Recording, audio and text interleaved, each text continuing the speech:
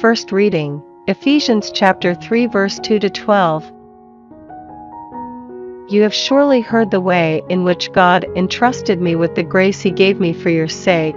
He made known to me by a revelation the mystery I have just described briefly. A reading of it will enable you to perceive my understanding of the mystery of Christ. This mystery, as it is now revealed in the Spirit to His holy apostles and prophets, was unknown to humanity in previous generations, that the Gentiles now have the same inheritance and form the same body and enjoy the same promise in Christ Jesus through the gospel. I have been made the servant of that gospel by a gift of grace from God, who gave it to me by the workings of His power. I, who am less than the least of all God's holy people, have been entrusted with this special grace of proclaiming to the Gentiles the unfathomable treasure of Christ, and of throwing light on the inner workings of the mystery kept hidden through all the ages in God, the Creator of everything. The purpose of this was, that now, through the Church, the principalities and ruling forces should learn how many-sided God's wisdom is. According to the plan which He had formed from all eternity in Christ Jesus our Lord, in Him we are bold enough to approach God in complete confidence, through our faith in Him. Responsorial Psalm, Isaiah chapter 12 verse 2-3, 4, 5-6. Look, He is the God of my salvation. I shall have faith and not be afraid, for Yahweh is my strength and my song. He has been my salvation. Joyfully you will draw water from the springs of salvation, and, that day, you will say, Praise Yahweh, invoke His name.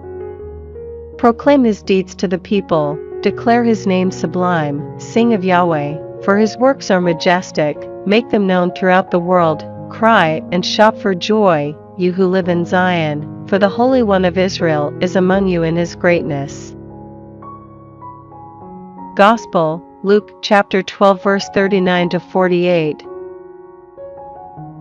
You may be quite sure of this, that if the householder had known at what time the burglar would come, he would not have let anyone break through the wall of his house. You too must stand ready, because the Son of Man is coming at an hour you do not expect. Peter said, Lord, do you mean this parable for us, or for everyone? The Lord replied, Who, then, is the wise and trustworthy steward whom the master will place over his household to give them at the proper time their allowance of food?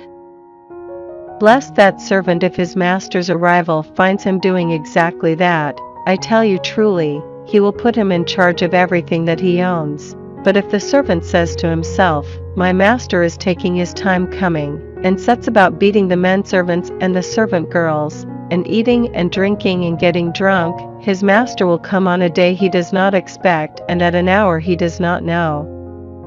The master will cut him off and send him to the same fate as the unfaithful. The servant who knows what his master wants, but has got nothing ready and done nothing in accord with those wishes, will be given a great many strokes of the lash. The one who did not know, but has acted in such a way that he deserves a beating, will be given fewer strokes. When someone is given a great deal will be demanded of that person. When someone is entrusted with a great deal, of that person even more will be expected.